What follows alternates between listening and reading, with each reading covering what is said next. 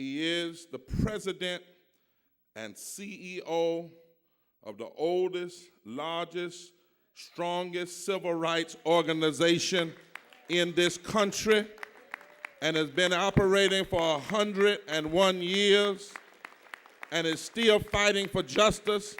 I want Seth and Quentin to help me welcome President Ben Jealous to speak to us this morning. Let's give it up for our president. Mr. President.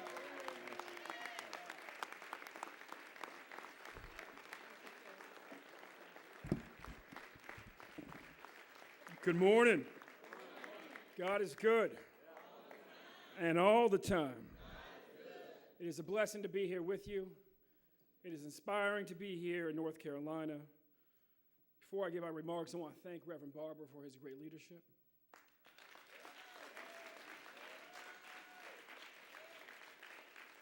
I want to thank all the volunteers in this room, volunteers in the NAACP, volunteers outside the NAACP. It is volunteers that make this country great. I want to thank the presidents of the Wake County NAACP branches, Reverend Portia Rochelle, Mr. Charles Upchurch, and Mr. Ronald White. And I want to thank our hard-working executive director. Because as much as we love volunteers, volunteers are better with an executive director, Ms. Amina Turner. I also want to thank the One Nation team.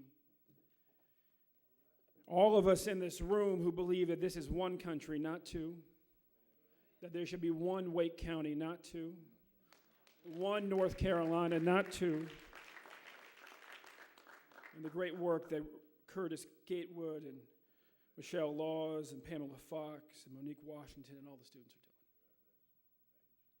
You know, I was sitting here listening and getting inspired, waking up a little bit. I got about 4 hours of sleep last night. I got to speak in 4 cities today and 3 churches tomorrow. And I was thinking about, just wondering to myself, how is it that yesterday's bad Democrats became today's good Republicans? How'd that happen? How'd that happen? I mean, I was sitting here missing Jack Kemp, missing Ben Hooks.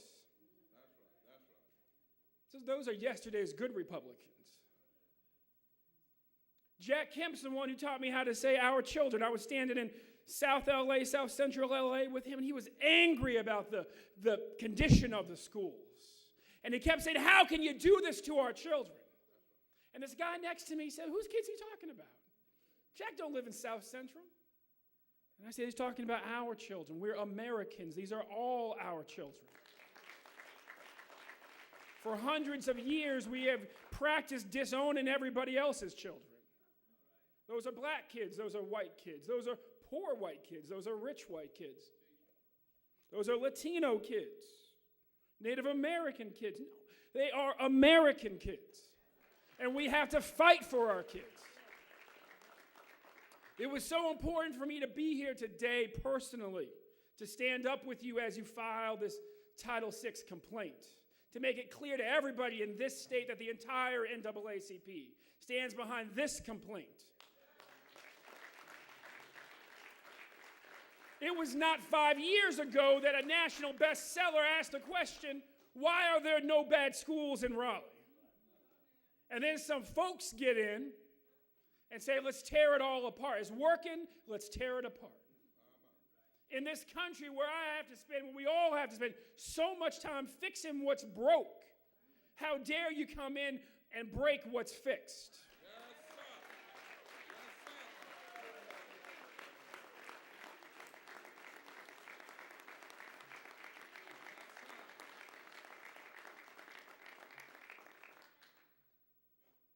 And that's not to say that there aren't things that need to be tweaked or improved, that there's not a real school discipline problem here. But the way you fix that is you build on the foundation of what's already fixed.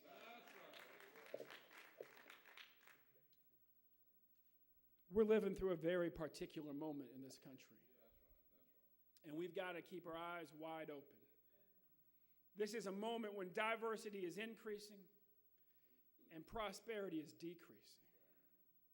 And there are some among us who look at that and see the formula for a battleground. And that's why we have to speak up loud and say we see in that the formula for common ground.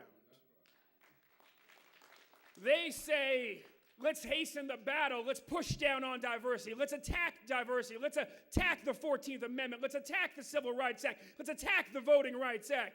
Let's attack the plan for diversity right here in Wake County. And we look at that and we say, let's push up on prosperity. Let us stand in communities that may have been in recession for 2 years or for 20 years and recognize the strength in that common frustration. Let us fight as we've done successfully to save 150,000 teachers' jobs in this country. Let us fight as we did successfully to extend health care to 30 million more Americans in this country. Let us fight as we've done successfully to already have created 3 million new jobs in this recession so we can get on to the 8 million or 10 million more that need to be created right now. What is greatest about this country are those moments when we have come together against great odds, put our shoulders to the wheel together, and pushed uphill towards progress.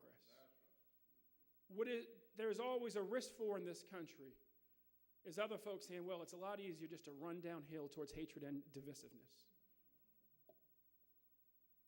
The One Nation March on Washington, for which we already have 1,600 buses confirmed.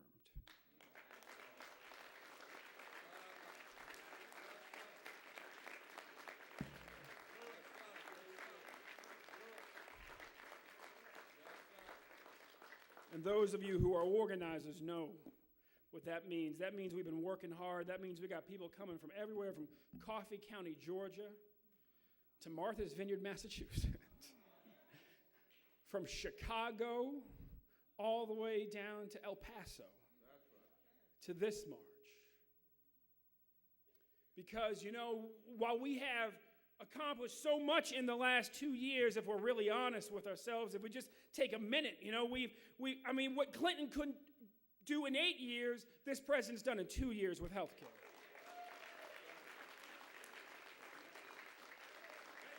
What he couldn't do in 8 years, we've done in 2 years. And how is that possible? Because we did it. Because we came together. Because we said we will all make sure that this is done this time. And with massive progress comes massive backlash. And one of the reasons why we haven't stopped long enough to celebrate our victories is because of the hellfire we had to come through to get health care done. All the hatred on the radio, all the hatred on the TV. That's right. Our Jewish friends sitting around saying, this is too much like the period before Kristallnacht.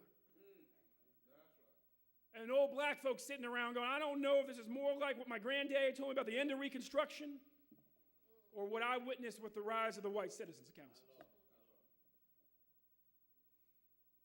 If there is anything that we should learn, if there's any regret we should still carry from the 1870s or the 1930s or the 1950s, it is that not enough of us